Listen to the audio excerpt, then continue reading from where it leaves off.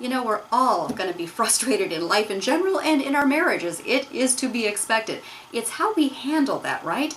Well, for some women, there's a group of women, actually I tend to fall in this category, we tend to not like to deal with issues of concern and conflict. We try to avoid it at all costs, and so we might end up just kind of doing the cold shoulder or the silent treatment or whatever, because we just don't like to deal with this stuff.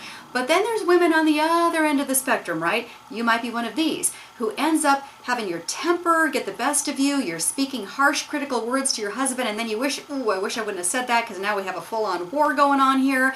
And you know what? Those words, those harsh, critical, sometimes mean words we speak in anger, those words deeply wound our husbands. You know, a man is wired to crave your respect, and so these words, when they're harsh and mean, are especially wounding. We know that a man needs our respect because the Bible commands wives in Ephesians 5:33. The wife must respect her husband. So what do you do if you've tried everything you can in your own power to control this tongue that speaks these critical, rude, wounding words, and it's just not working? You can't seem to control it. What do you do? Well, Jesus gives us a clue in Luke 6:45. This is what it says. The good man out of the good treasure of his heart produces good.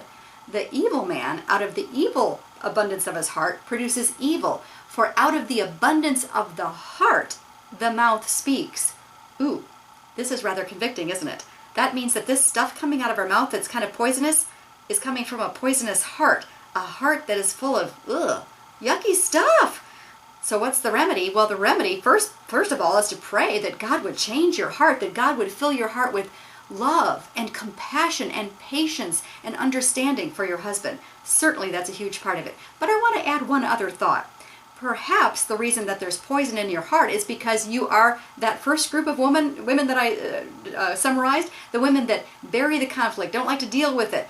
And you know what? Let me give you an analogy. This is what that's like. If you're the person that tries to kind of shove aside the resentment, the unaddressed issues, you don't like to really get in there and resolve the conflict. This is the analogy. It's kind of like you pour oil into a skillet, and then you put a lid really tight on that skillet, and you turn it on simmer, and you walk away for a couple of hours. What do you think's going to happen? Well, after a while, with no place for that to vent, all that heat, it's going to blow the lid off that thing, and hot oil is going to splatter everywhere, scalding and causing so much damage.